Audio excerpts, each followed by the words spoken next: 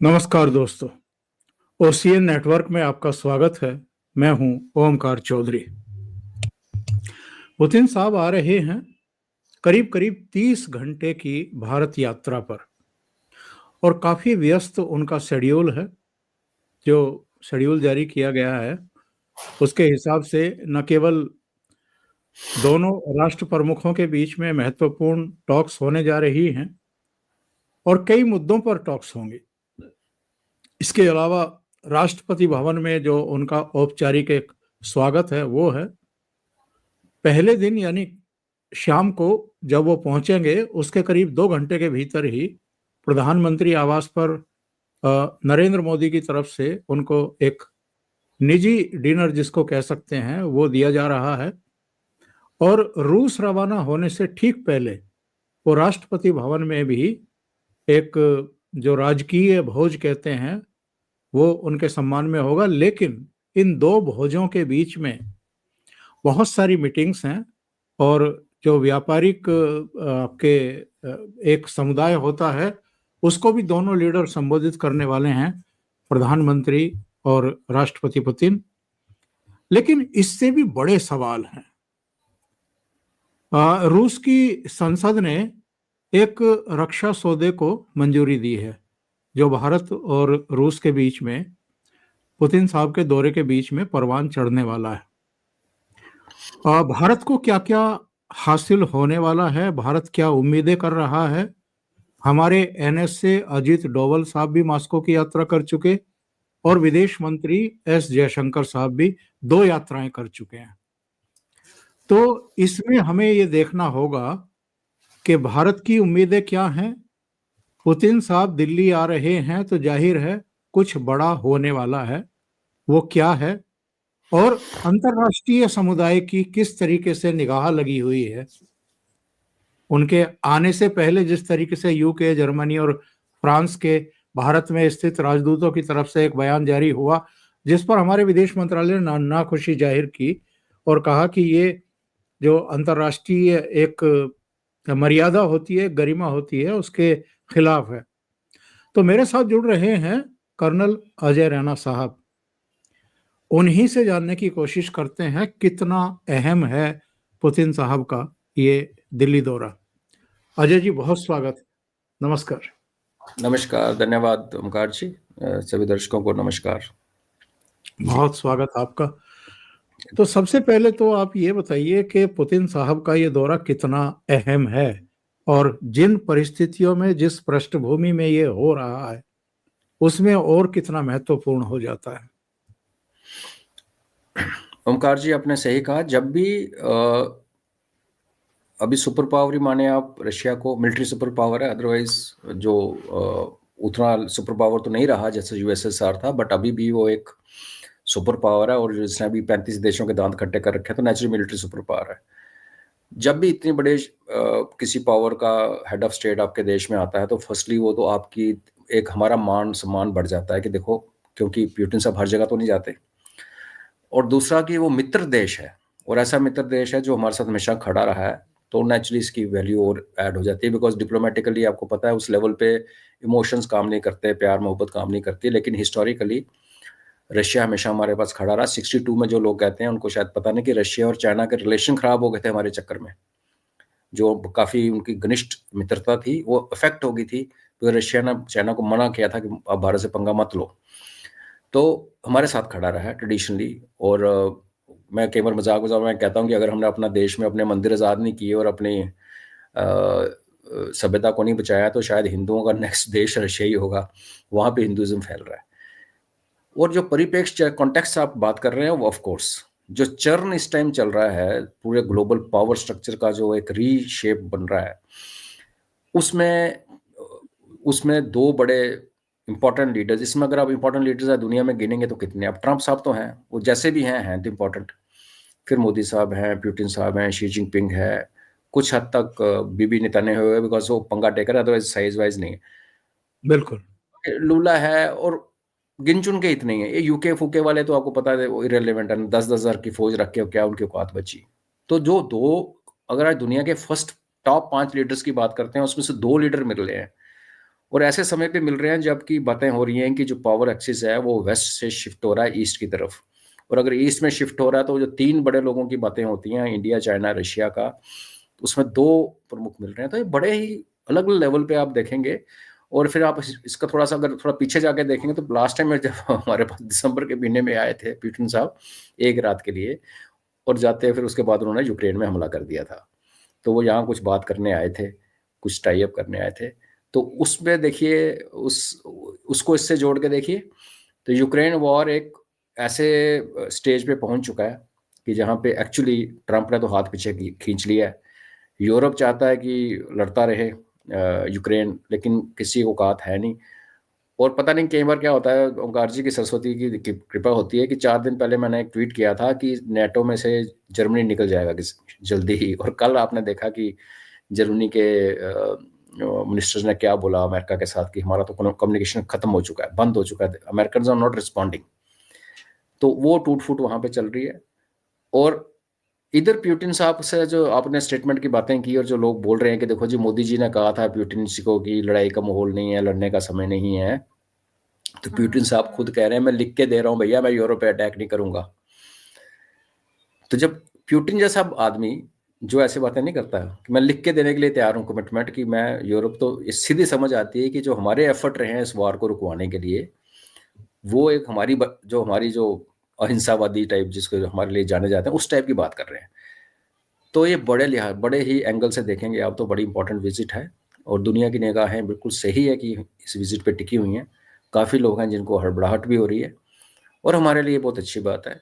मेरा सिर्फ ये थोड़ा सा वो है कि इतने बड़े हेड ऑफ स्टेट की विजिट में हमारे जो अंदर का 0.5 फ्रंट है उसके बारे में बात कर सकते हैं बाद में, उनसे सावधानी बहुत ज़रूरी है। कल भी बहुत बड़ा एक्सप्लोजिव, आपको देखो 10 किलोमीटर रेडियस को बर्बाद करने वाला एक्सप्लोजिव पकड़ा गया है। तो वो एक चिंता कह लीजिए या एक खटखटी है दिमाग में कि ऐसा कोई महादेव कृपा करेंगे ऐसा ना हो। बाकी से बहुत अच्छा उनका दौरा है, और हम बहुत वेलकम करते हैं, और काफ़ी भारतीय एक्साइटेड हैं इसको लेके। एक्चुअली आप, मैं और बहुत सारे लोग एक्साइटेड हैं जी। बिल्कुल सही बात कह रहे हैं आप। देखिए, सुरक्षा व्यवस्था तो कई लेयर्स की, जब इस स्ट्रेचर का नेता आता है तो वो हमारी सुरक्षा एजेंसियां, हमारी खुफिया एजेंसियां, सरकार के स्तर पर भी तमाम तरह के एहतियात बरते ही जाते हैं। और जब उनका मूवमेंट होगा दिल्ली में, चाहे वो राजघाट जाएंगे गांधी जी को सम्मान देने के लिए, या राष्ट्रपति भवन जाएंगे, या हैदराबाद हाउस जाएंगे जहां बायलैटरल टॉक्स होनी है, या व्यापार समुदाय को संबोधित करने जाएंगे, तो वो एक बहुत बड़े पैमाने पर सुरक्षा व्यवस्था की जाएगी। लेकिन जो आपने चिंता जताई है कि जो भीतर का 0.5 है अपना, ये कोई खुरापात ना कर दे, क्योंकि हमने ये देखा है अजय जी कि जी जेडी वेंस के समय भी ये पहलगाम हुआ था। राष्ट्रपति ट्रंप जब आए थे पहले कार्यकाल में तो दिल्ली में दंगा हुआ था। जी कई ऐसे मौके पर, एक बार बिल क्लिंटन आए थे तो शायद छत्तीस सिंहपुरा की घटना वैसे हुई थी। जी जी बिल्कुल। हाँ। तो इस तरह की घटनाएं जो हैं वो, और इसके पीछे यहाँ बैठे हुए लोग तो स्लीपर सेल्स को संरक्षण देते ही हैं, छुपने में मदद देते ही हैं, लेकिन सीमा पार पाकिस्तान की तरफ से भी कई तरह की षड्यंत्र और बेहूदगियां जो हैं वो ऐसे टाइम पर करने की कोशिश की जाती है। और ख़ास जी तौर से पाकिस्तान की इस समय जो स्थितियां हैं, उसमें तो ज़रूर वो अपना जो फ़ोकस है वो भारत की तरफ शिफ्ट करना चाहेंगे, या अंतर्राष्ट्रीय स्तर पर कुछ मैसेज देना चाहेंगे। तो इन खतरों को टालने के लिए भी हमारी एजेंसियां निश्चित रूप से सक्रिय होंगी अजय जी। बिल्कुल, ये तो हमारा बिल्कुल आपने जो कहा और जो मैं बात शुरू की थी और आपने बहुत अच्छा उसका एक्सप्लेनेशन विद एग्जांपल दिया है, तो ये हमारे सामने उदाहरण है। और ये भी हमें पता है कि हम पे टैरिफ का प्रेशर डाला गया, हम पे तरह-तरह के प्रेशर डाले गए, हम नहीं झुके, तो इनके पास आ जाकर एक ही चीज़ बचती है। और 6 दिसंबर की डेट भी देखो कोइंसाइड कर रही है, और ये पिछला जो बॉम्ब, दिल्ली बॉम्ब ब्लास्ट का जो पर्चा खुल के आ रहा था, उनको 6 दिसंबर का उनका इरादा था मल्टीपल ब्लास्ट करने का पूरे देश में। और कल जो एक्सप्लोसिव पकड़ा गया, तो बिल्कुल वो खतरा है। और मैं हमेशा आजकल आई थिंक हर दूसरी पॉडकास्ट के थ्रू आपके इस माध्यम से भी करूँगा, लोगों की अपनी आंखें खोल के रखिए। सुरक्षा एजेंसीज अपना काम कर रही हैं, लेकिन हम भी इस लड़ाई में सैनिक हैं। हमें देखना चाहिए आगे पीछे कुछ संदिग्ध एक्टिविटी होती है। आप ये मत सोचें कि जैसे ओमकार जी ने कहा कि वो हैदराबाद हाउस में मीटिंग के लिए जा रहे हैं, तो उसका ये मतलब नहीं है कि पंजाब में, जम्मू कश्मीर में, बंगाल में, केरला में कुछ नहीं हो सकता। तो जहाँ पे भी आप हैं उसको देखिए, और एजेंसीज काम कर रही हैं उन पर तो हमें भरोसा है। पर वही बात होती है ना कि एजेंसीज को 100 में से 100 बार सक्सेसफुल होना पड़ेगा तो ब्लास्ट नहीं होता। एक बार स्लिप हो गया तो उसको तो एक मौका चाहिए दूसरी पार्टी। सीमा पार जो बैठे हैं वो किसके टट्टू हैं? वो अमेरिकन के लिए काम करते हैं। अमेरिका पुतिन साहब की जान का दुश्मन है। तो नेचुरली एक बहुत बड़ा एक सेंसिटिव टाइम है। मिनिमम हम ये कर सकते हैं ओमकार जी कि हम अपने घरों में बैठ के किसी फेक न्यूज़, किसी डिसइंफॉर्मेशन को बढ़ावा ना दें। जब विजिट चल रही है, कोई खबर आती भी है, थोड़ा हमें अपना सहजता से टाइम लें, थोड़ा अपने आप को एब्जॉर्ब करें, फिर उसको चेक करेंगे सच क्या है। क्योंकि आप देखिए अभी क्या हुआ पड़ोसी देश में, इमरान खान के मौत की खबर फैल गई आग की तरह। उसके बेटों ने बोल दिया वो तो इज नो मोर। इनफैक्ट मेरे जो कॉन्टेक्ट्स हैं पीओजे में, उनसे बात की है पश्तूनों के साथ, तो वो कहते हैं हाँ जी इमरान खान मर चुका है। कल उसकी सिस्टर मिल के आई, पता नहीं मरा नहीं मरा, हु नोज। बट कहने का मतलब ये है कि उससे आपने देखा कि कितनी मोबिलाइजेशन होगी।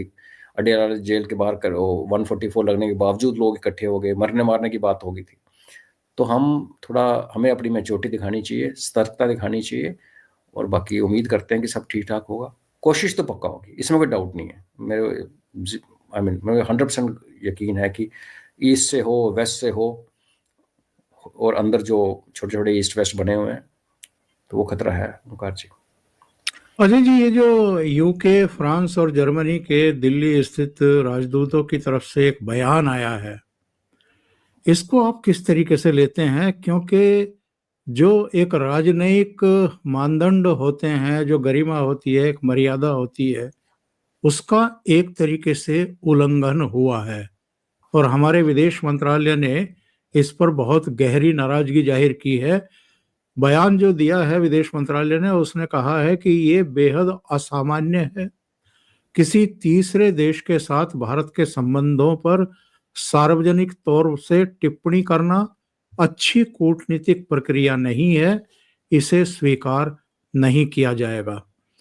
और ये जो 3 दूत हैं, इनके फ्रांस के हैं, जर्मनी के हैं, यूके के हैं, इन्होंने जो लेख दिया है उसका शीर्षक ही ये था कि दुनिया चाहती है कि यूक्रेन युद्ध खत्म हो जाए, लेकिन रूस शांति को लेकर गंभीरता से नहीं सोच रहा। यूक्रेन पर जिस तरह से ड्रोन और मिसाइल हमले किए गए, ये शांति चाहने वाले किसी व्यक्ति की हरकतें नहीं हो सकती। यह अंधाधुंध हमले कोई हादसे नहीं हैं, बल्कि रूस के निर्दयी होने का प्रतीक है। तीनों देश नाटो के सदस्य हैं और यूक्रेन को मजबूत समर्थन देते रहेंगे। पुतिन बार बार शांति वार्ता में बाधा बन रहे हैं, उसे टालने की कोशिश की जा रही है। हम सैन्य समेत हर तरह से यूक्रेन की सहायता करते रहेंगे। बेहद भड़काऊ करने वाला और गैर जिम्मेदाराना बयान, गलत समय पर, या समय एब्सोल्युटली समय इन्होंने चुना कि इसी समय दिया जाए। गलत समय पे बयान तो ये है, ये किसी भी समय ऐसा बयान देना डिप्लोमेट्स द्वारा एक तीसरे देश में बैठ के चौथे देश के बारे में जिसके साथ हमारे ऐसे संबंध हैं, वो बनता ही नहीं है। इसमें थोड़ी गलती हमारी भी है ओमकार जी, मानना चाहिए। आपने देखा कि अमेरिकन एम्बेसडर्स, अमेरिकन डिप्लोमेट्स कहाँ कहाँ जाके लोगों को नहीं मिले। कोई हैदराबाद में मिल रहा है, कोई केरला में मिल रहा है, एक कश्मीर पहुंच गया। तो उसी टाइम एक सख्ती की कार्रवाई हो जानी चाहिए थी। ये डिप्लोमेटिक नॉर्म्स में नहीं है। आप डिप्लोमेट हो, आपको काम है चुनी हुई भारत की स्टैब्लिश सरकार से इंटरेक्ट करना। आपका काम अपोजिशन पार्टी, किसी रीजनल पार्टी के साथ गप्पे लड़ाना नहीं है। और आप बेशर्मों के साथ फोटो खिंचवाते हो और फिर उसको पब्लिसाइज करते हो, तो मैं थोड़ी सी कमजोरी अपने तंत्र की मानता हूँ कि उस टाइम हमें उनको शट अप कॉल देनी चाहिए थी। जरूरी नहीं पब्लिकली देते, बट एक डिमार्च, एक उन्हें बताया जाता भाई ये हमारे देश में नहीं हो सकता। बाकी ये 3 देश आप देखिए, बड़ा आसान है कहना कि पुतिन साहब लड़ाई रोकने नहीं चाहते। अगला वेस्टर्न प्रोपेगेंडा जो डे 1 से चल रहा है, और दुनिया शुरू में बहक गई उस प्रोपेगेंडा में कि भाई यूक्रेन तो छा गया, रशिया का दांत खट्टे हो गए, जो भी हुआ। और मैं उसके विपरीत लिखता था, मतलब शुरू से उस चक्कर में उसका फ़ायदा ये हुआ कि फेसबुक पे 5,000 दोस्त होने के बावजूद मेरी रीच 15 पे आ गई, बिकॉज फेसबुक यहाँ पे पाकिस्तानियों के हाथ पे है, एशिया जो रीजन है। तो ये 3 देश, अगर आप एक इम्पार्शियल व्यू लेते हैं, साइड पे खड़े होके बिना किसी साइड लिए हुए, तो आपको क्लियर दिखता है कि पुतिन साहब ने कहा कि भाई मैं यूरोप पे अटैक नहीं करूंगा। उससे पहले उनकी अलास्का में मीटिंग हुई, उसके बाद जहां पे नखरे दिखाए वो उस बंदे का नाम है जेलेंस्की। उधर ट्रंप मीटिंग कर रहा है पुतिन के साथ, वो भी गलत था बिकॉज लड़ाई लगी हुई थी जेलेंस्की के साथ, तो उसको साथ में बैठना चाहिए था। पर उसकी औकात नहीं इतनी है, तो ठीक है, दोनों बड़े लोगों ने बात की। तो सबसे पहले नखरा किसने दिखाया? जेलेंस्की ने। इस बार जब अमेरिका ने कहा तो अभी 27 सितंबर तक कर ले, बेटर डू इट, नहीं तो हम पीछे हट जाएंगे जो भी है, तो उसको उकसाने वाला कौन था? यूके। यूक्रेन रशिया को फेस करती हुई नेटो की मिसाइल्स कहाँ लगी हुई हैं? जर्मनी में। और फ्रांस जो है वो खैर, उसको अंदर का तो टर्मोइल बहुत बुरी तरह से भयंकर तरीके से फैल चुका है, बट वो भी नेटो की लैंग्वेज बोलता है, वहाँ भी लीडरशिप चेंज हुआ है। तो मेरे को अगर आप पूछेंगे, पहले अमेरिका, अब अमेरिका के हटने के बाद ये तीनों मुल्क यूके, वेस्टर्न यूरोप के, इनके कारण से यूक्रेन का युद्ध चल रहा है। अभी ये लोग कह रहे हैं कि हम इनके अपने लेटेस्ट फाइटर जेट्स को देंगे। फाइटर जेट का मतलब है कि आप उनको, एक ट्रेनर को, एक फाइटर जेट जैसी कॉम्प्लेक्स मशीन को उड़ाने में अच्छे से अच्छे पायलट को कम से कम 2 साल लगते हैं ट्रेन होने में। अगर आप उसको क्रैश कोर्स भी दोगे तो 1 साल से कम तो नहीं होगा। इसका मतलब इनका इरादा है कि ये अभी और चलेगी लड़ाई।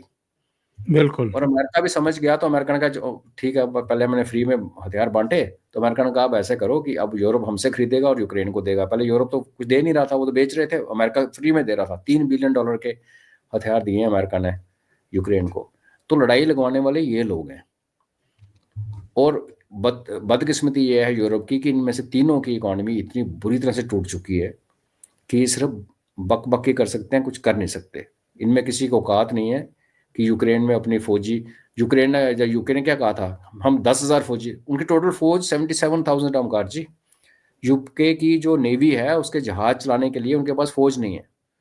फ्रांस का तो ये हाल है कि जो अंदर उनके गेटोज बन चुके हैं, जो माइग्रेंट मुस्लिम्स ने आके वहां जो गदर मचा रखा है, उन गेटोज में उनकी पुलिस आर्मी को एंटर नहीं करता। और रही बात जर्मनी की, जर्मनी की इकॉनमी रैक हो चुकी है।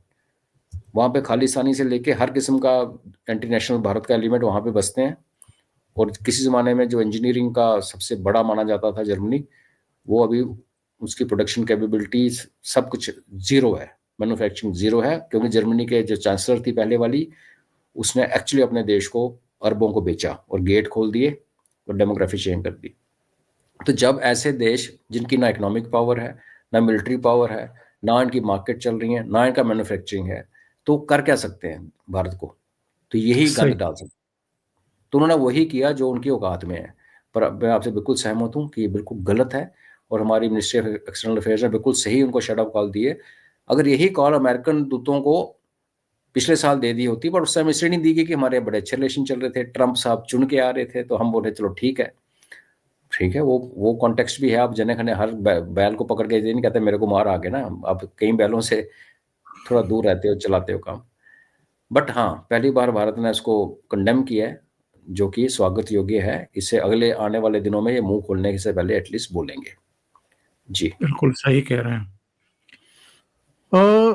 अगर पुतिन साहब की यात्रा और उस यात्रा से हासिल की बात करें, उम्मीदों की बात करें, तो कई तरह की चर्चाएं चल रही हैं। S-400 का एक और खेप, वो कितनी होगी पता नहीं।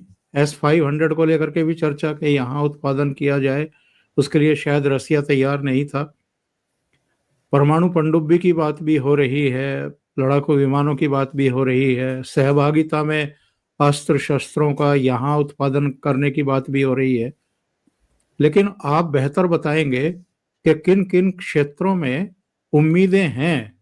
और अभी वहाँ की पार्लियामेंट ने भी एक रक्षा सौदे को मोहर लगाई है उस पर, तो वो क्या है? ओमकार जी, किन की चीज़ों पे बात हो सकती है, डील हो सकते हैं, वो एक्चुअली ऑलरेडी तय हो चुकी हैं उनके आने से पहले, क्योंकि ये चीज़ें आपको पता है ब्यूरोक्रेटिक और डिप्लोमेटिक लेवल पे होती हैं, वो ऑलरेडी तय हैं, सीक्रेट हैं, हमें समय आने पे पता चलेगा। लेकिन हमें ये अगर हम असेस करना चाहें तो पॉसिबिलिटीज़ क्या हैं?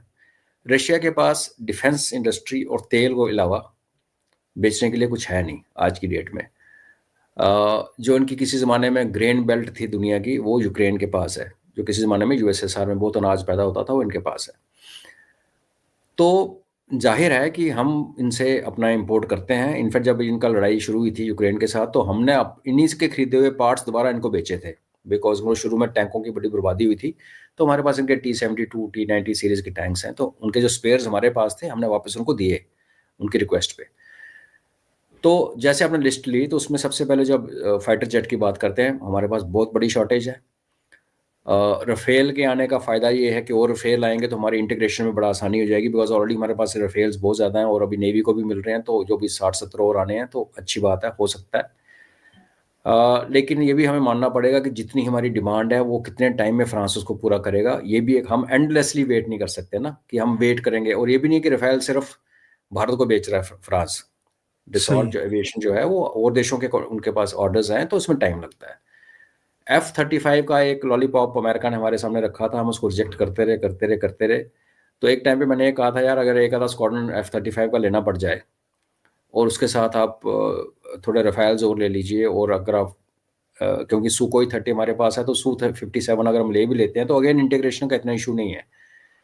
तो 57 की खबर जो हमने ये सुनी है, कितनी कंफर्म है या नहीं है कि रशिया ने आपके साथ टेक्नोलॉजी ट्रांसफर का और फुल उसका जो मैचिंग होती है अंदर कोड्स की, जो रफेल ने भी हमें नहीं दिए थे कोड्स बाय द वे, तो वो देने के लिए रशिया तैयार है। अगर ऐसा होता है ओंकार जी, तो Su-57 का जो इस टाइम कंपटीटर है एक्चुअली वो है F-35। लेकिन कॉस्ट और रनिंग कॉस्ट देखा जाए तो लॉन्ग रन में Su-57 जो है वो हमें F-35 से आधी कीमत में पड़ता है। हालांकि इनिशियल कॉस्ट अगर फुल लोड करेंगे दोनों को तो ऑलमोस्ट बराबर है। इनफैक्ट कुछ आर्मामेंट एसेंस को लगा के Su-57 थोड़ा सा महंगा पड़ता है इनिशियली, लेकिन जी। मेंटेनेंस और आपने को उड़ाना भी तो है ना, उसको घर में रखना थोड़ी है टीवी की तरह के टांग देंगे, सही। उसको चलाना भी तो है। बिल्कुल। तो वो है S-400 और आएंगी, वो ऑलमोस्ट गारंटेड है, बिकॉज जो मोदी जी का सपना है उन्होंने डिक्लेयर ऑलरेडी कर दिया है कि हम भारत का एक कवच बनाएंगे, हमारी जो जितने स्ट्रेटेजिक इंपॉर्टेंस जो है उन पे कवच बनेगा, तो नेचुरली उसमें S-400 का बहुत बड़ा रोल है। सुदर्शन S-500 चक्र के बारे प्रोटेक्शन, में सॉरी सॉरी सुदर्शन चक्र के बारे में उन्होंने कह दिया है। जी जी, तो उसको फिर इसके लिए तो आपको चाहिए ना ये बिल्कुल। S-500 का जॉइंट डेवलपमेंट का प्रपोजल है, जैसे हमने ब्रह्मोस को ज्वाइन किया। क्योंकि ब्रह्मोस जब हमारे पास आई और जब हमने उसको बैटल टेस्ट किया तो दुनिया से ऑर्डर इतने ज़्यादा आने शुरू हो गए कि अभी संभाले नहीं जा रहे। तो S-500 में हिचकिचाहट उनको है, होनी भी चाहिए, नई चीज़ है। लेकिन ये जो ब्रह्मोस ने करतब दिखाया, और ये भी एक्सपेक्टेड है कि आने वाले दिनों में सिंदूर शुरू होने वाला है, तो ऐसे में अगर रशियन एक वेपन नया आता है जिसको भारत लड़ाई में टेस्ट करता है और वो अच्छा परफॉर्म करता है, तो वो रशियन जो उनकी प्रेस्टीज है उसमें ऐड करेगा। लेकिन ये भी अंडरस्टूड है कि S-500 इतनी जल्दी आएगा नहीं, अभी तो वो एक प्रोडक्शन स्टेज बाद में आएगी, फिर डेवलपमेंट स्टेज, तो लॉन्ग रन वाली कहानी है। रही बात ये जो डिफेंस पैक्ट की, तो इसमें जो सैनिक दोनों देशों में आपस में रखने का जो बात की जा रही है, तो उसमें देखिए दो पहलू है। हमें रशियन सैनिक यहाँ नहीं चाहिए, टू बी ऑनेस्ट, हमें ज़रूरत नहीं है। लेकिन जो आपने न्यूक्लियर सबमरीन की बात की, तो अभी तक ट्रेडिशनली क्या होता है कि हम न्यूक्लियर सबमरीन जो है वो हम लीज पे लेते हैं और फिर वापस उसका जो भी किराया विराया देके जो भी सेटअप है, उस एंगल से आप देखेंगे। और अगर हम एक्चुअली एक न्यूक्लियर सबमरीन को डेवलप करना चाहते हैं या S-500 को डेवलप करना चाहते हैं, तो रशियंस की प्रेजेंस इंडिया में फिर होगी, फिर भारत में वो आएंगे। हमें उसका फायदा हो ना हो, और हमारे ट्रुप्स रशिया में क्या करेंगे वो भी एक, उस पर अभी क्लैरिटी नहीं है, क्योंकि वहाँ एक लड़ाई चल रही है। नॉर्थ कोरिया के ट्रुप्स जो हैं वो रशियन ट्रुप्स के साथ मिलकर लड़ रहे हैं यूक्रेन के साथ। हम तो नहीं लड़ेंगे उनके साथ, हमारा ऐसा कोई इरादा है नहीं। बिल्कुल। तो इसका जो एग्रीमेंट जो ये पार्लियामेंट में जो रशियन पार्लियामेंट ने एंडोर्स किया, उसमें बेसिक इंग्रेडिएंट यही है कि दोनों देश एक दूसरे के डिफेंस फैसिलिटीज को यूज कर सकते हैं, ट्रुप्स रख सकते हैं। अब ट्रुप्स की क्लैरिटी जो है ना, वो एक बार यहाँ समझौता जब होगा, क्योंकि अगर वहां पार्लियामेंट ने किया, जैसे मैंने कहा ना, जो होना है वो हो चुका ऑलरेडी वो ऑलरेडी डिसाइडेड है। तो रशियन पार्लियामेंट में भी जो भी 3 दिन पहले बात हुई है, तो उनको पता है कि दिल्ली में क्या होने वाला है। तो आई थिंक हम उनका वेट करते हैं, लेट्स सी क्या क्या उसकी डिटेल्स हैं, क्योंकि at the face of it अगर आप ऊपर से देखें तो लगता है यार रशियन को हमें, क्योंकि और फिर हमारे यहाँ पे झंडे लगे खड़े हो जाएंगे लोग। यहाँ भी और भी तो प्रॉब्लम है ना, यहाँ लोग खड़े हो जाएंगे कि फॉरेन ट्रूप्स भारत में क्या कर रहे हैं, क्या भारत एक प्रॉक्सी बन गया। अब बातें सुनने की बड़ी बड़ी इनकी अच्छी अंग्रेजी होती है जेएनयू वालों की। तो आई थिंक विल वेट। और मैं आपके माध्यम से ये भी कहना चाहता हूँ कि अगर कोई बड़ी अनाउंसमेंट नहीं होती ओमकार जी, तो हमें डिसअपॉइंटेड भी नहीं होना चाहिए, क्योंकि सही। कई चीज़ें बहुत अंदर अंदर चुपचाप हो जाती हैं। इक्विपमेंट की जो बात रही, तो कहीं अगर कोई समझौता नहीं होता है तो हमारी सरकार बेहतर जानती है, तो हमें उसके बाद में ये भी खिल्ली नहीं उड़ानी चाहिए, देखो जी आया पुतिन खा के चला गया, ऐसा नहीं होता। बड़ी चीज़ें हैं जो हमें कभी पता भी नहीं चलेंगी, जो बातें यहाँ डिस्कस की जाएंगी दोनों लीडर्स के बीच में। जी बिल्कुल आप सही कह रहे हैं। और कुछ क्या ऐसा भी हो सकता है जो व्हाइट हाउस को मिर्ची लगा दे? हो सकता है। Su-57 की डील बहुत मिर्च लगाएगी, S-400 की और लेना और S-500 की जॉइंट प्रोडक्शन तो बहुत ज़्यादा आग लगाएगी। न्यूक्लियर सबमरीन आई तो आपको याद होगा कि ऑस्ट्रेलिया ने कॉन्ट्रैक्ट किया था फ्रांस के साथ, और उसको अमेरिका ने सेबोटाज किया बाद में। उस चक्कर में ऑस्ट्रेलिया की और फ्रांस की आपस में काफ़ी नाराज़गी हो गई।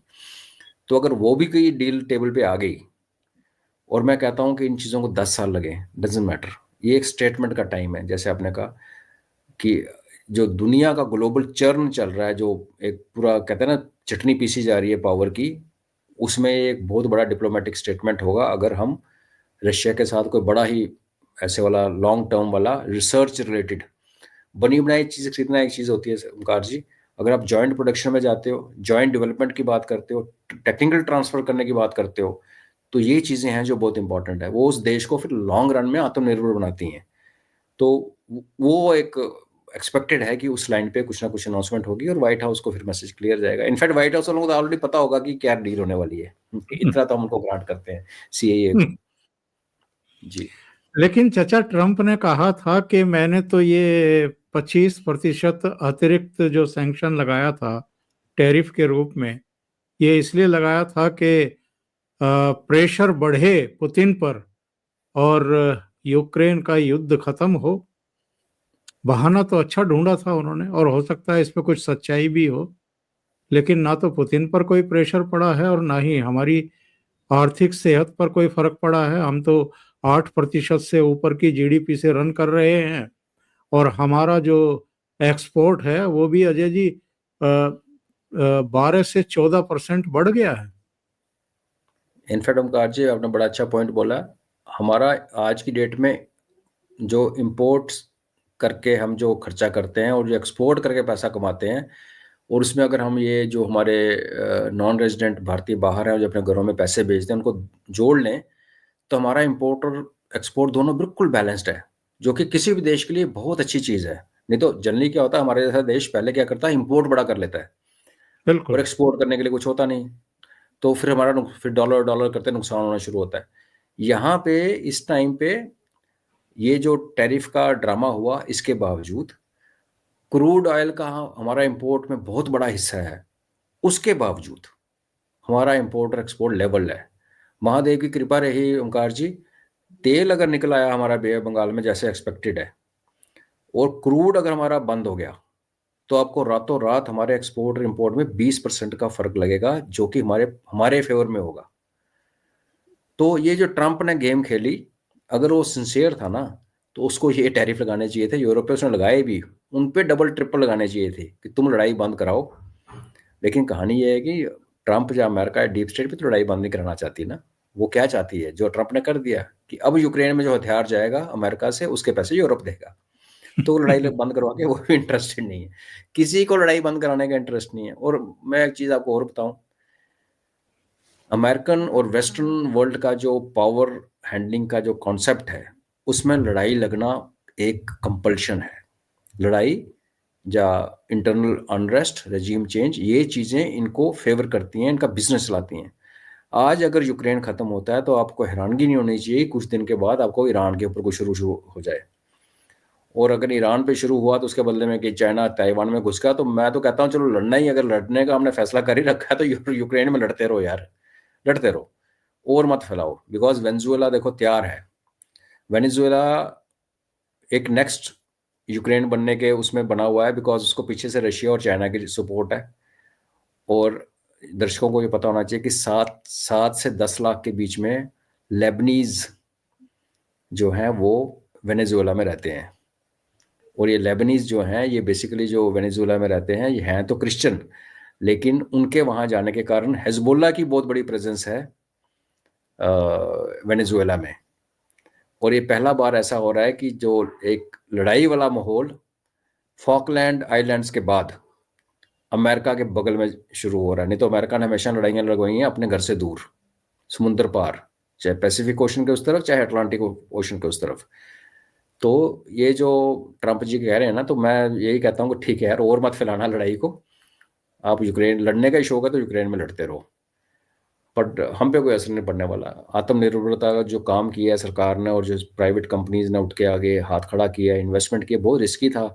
ओमकार जी, आपने एक गन डेवलप करनी है, आपने एक तोप खड़ी करनी है, बड़ा पैसा और बड़ा रिस्क है। अगर सरकार बोले मैं नहीं खरीदूंगी, अगर भारत ही नहीं खरीदेगा तो बाहर वाले तो खरीदने से रहे उसको, तो आगे तो पूरा संक हो गया ना, R&D और वो बिल्कुल। फैसिलिटी और गन गई।